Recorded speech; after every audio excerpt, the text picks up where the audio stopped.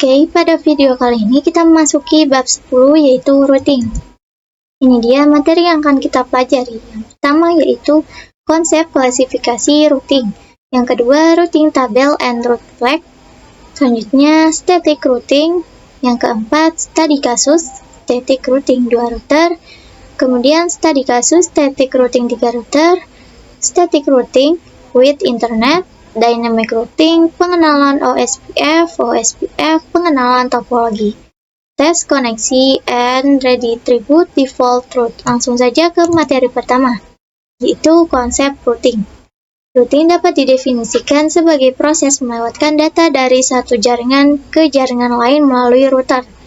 Routing bekerja pada layer 3 pada networking models. Selanjutnya, klasifikasi routing. Static routing yaitu routing yang dibuat dengan menambahkan secara manual ke routing tabel. Dynamic routing yaitu routing yang dilakukan dengan melakukan enable fungsi protokol pada router tersebut. Maka secara otomatis router akan mencari jalurnya sendiri. Selanjutnya, dynamic routing konsep. Interior gateway protocol digunakan pada intra-autonomous system routing. Diterapkan untuk mengendalikan dalam satu organisasi, contoh, sekolah atau kampus, perusahaan atau institusi lain. Exterior Gateway Protocol digunakan pada inter-autonomous system routing, digunakan untuk mengendalikan sistem administrasi yang berbeda, atau bisa digunakan dalam internet, contoh ISP ke ISP, perusahaan ke ISP, atau kampus ke ISP, contoh protokol IGP Distance Vector Routing Protocol. Pertama ada RIP V1, kemudian Link State Routing Protocol yaitu SPF, IS, kemudian Hybrid Routing Protocol yaitu AI. Contoh protokol EGP yaitu BGP. Contoh protokol AGP yaitu BGP. Selanjutnya ada routing tabel. Berisi informasi mengenai route ke jaringan atau network tertentu. Berisi nilai, prioritas atau metrik dari masing-masing route. Routing tabel terbentuk dari yang pertama, semua route yang berasal dari dynamic routing protocol. Kemudian semua route untuk network yang directly connect. Semua route untuk network yang directly connect ke router. Konfigurasi tambahan static route. Kemudian selanjutnya ada route flag. D itu dynamic, A active, C connected, yang S static, O SPF, R itu RIP, kemudian B BGP, kemudian M B black hole, P prohibit, U unbreakable, yang X itu disable. Static routing konsep. Static routing diperlukan dalam beberapa situasi tertentu tergantung pada kebutuhan spesifikasi dan karakteristik dari jaringan yang dikelola.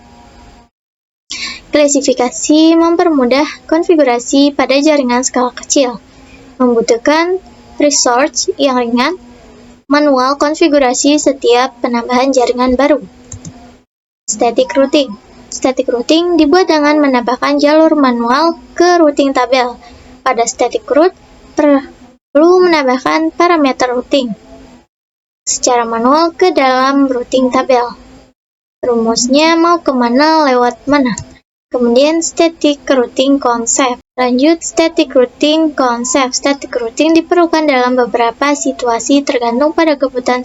Lanjut studi kasus static routing. Static routing 2 router, static routing 3 router.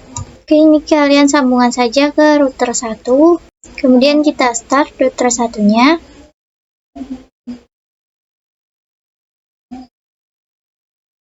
Ini kita login dulu.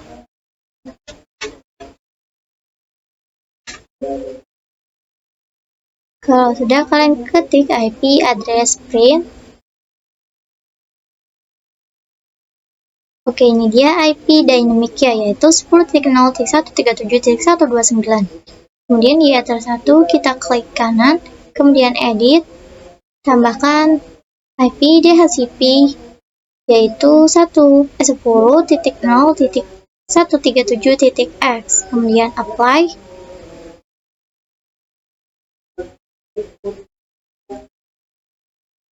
Oke, di sini saya sudah menulis IP-nya. Di sini saya akan taruh IP-nya terlebih dulu ya.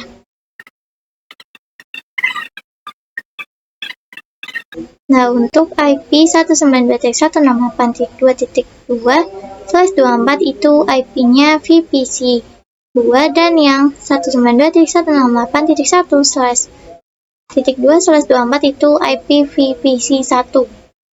Nah, di sini teman-teman bisa klik kanan, kemudian edit, lalu IP-nya 10.10.10.0, lalu apply.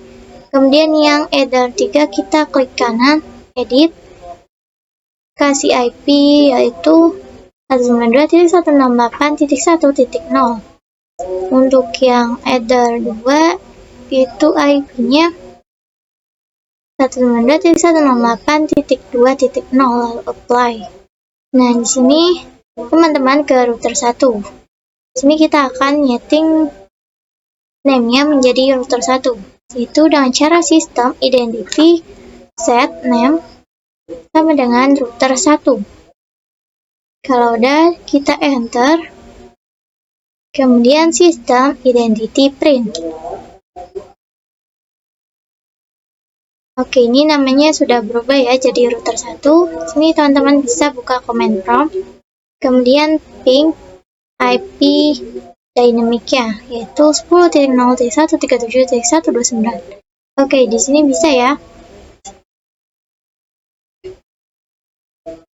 Lanjut kalian ke Winbox, login menggunakan IP dynamic-nya yaitu 10.0.137.129.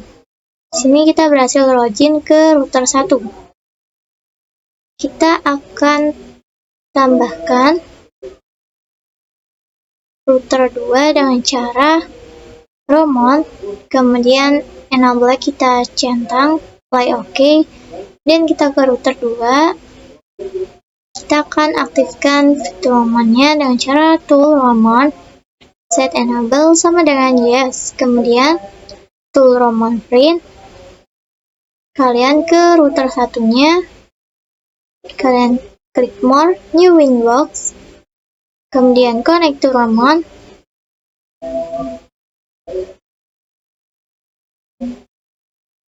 Oke, kita akan login menggunakan address ini, kemudian connect. Oke, di sini kita berhasil login ke router 2-nya ya. Lanjut kalian di router 1, kalian klik IP address, kemudian klik app. Ini IP-nya 192.168.1.1/24. Interface-nya itu header 3, apply, lalu OK. Lalu kalian klik add. Ini address-nya 110.10.10.1/24. Interface-nya header 2, apply, OK. Lanjut ke router 2. Di sini kita akan klik IP.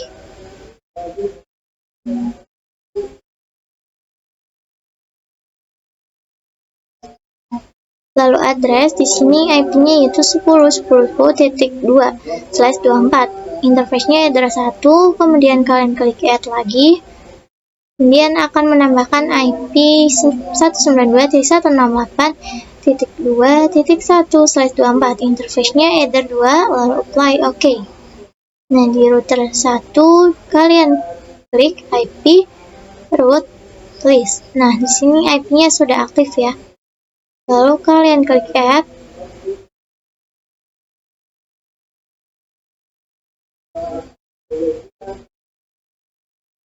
Untuk DST address-nya kalian ganti jadi 192.168.2.0/24. Gateway-nya yaitu 10.10.10.2. Kalian apply lalu oke. Oke, di sini sudah AS ya, sudah aktif. Oke, kemudian di router 2 kalian klik IP root, kalian klik add. Lalu di sini DST address-nya yaitu 192.168.1.0/24. Gateway-nya 10.10.10.1. Kalau udah kalian apply lalu oke. Oke, di sini sudah ada AS-nya, itu sudah aktif. Lanjut kalian running VPC 1 dan VPC 2-nya. Di VPC 1 kita akan menyeting IP-nya dengan cara ketik IP 192.168.1.2/24. Lalu 192.168.1.1/24. Nah, di VPC 2 kita juga akan menyeting IP-nya dengan cara ketik IP 192.168.2.2/24. Kemudian 192.168.2.1/24.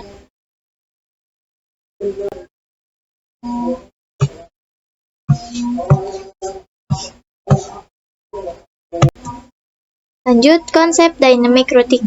Routing dinamis merupakan salah satu cara untuk mendistribusikan informasi routing tabel secara otomatis. Hal ini untuk memudahkan perubahan dan ekspansi saat memiliki jaringan yang sudah terlalu besar. IGP Interior Gateway Protocol. Pertama distant vector, kedua link state, hybrid RP, kemudian IGP Exterior Gateway Protocol, itu BGP. Selanjutnya ada OSPF. OSPF yaitu Open Shortest Path First, adalah salah satu protokol routing dinamis pada kategori IGP dengan algoritma Link State Protocol atau LSR. Support IPv4 versi 2 dan IPv6 versi 3. Kemudian konsep cara kerjanya dengan mencari root jalur tercepat berdasarkan bandwidth, delay, and load. OSPF merupakan protokol routing yang menggunakan konsep hierarki routing. Tujuan memecahkan topologi jaringan menjadi unit-unit yang lebih kecil atau area untuk mengurangi overhead protokol routing dan meningkatkan efisien per-routine. Backbone area bertanggung jawab mendistribusikan informasi routing antara non-backbone area. Semua sub-area harus terhubung dengan backbone secara logikal. Kemudian standar atau default area merupakan sub-area dari area 0. Area ini menerima LSA intra-area dan inter-area dari ABR yang terhubung dengan area 0. Backbone area. Stub area, area paling ujung. Area ini tidak menerima adverse external route, digantikan default area, not so stubby area. Stub area yang tidak menerima external route, digantikan default route dari area lain, tetapi masih bisa mendapatkan external route dari router yang masih dalam satu area.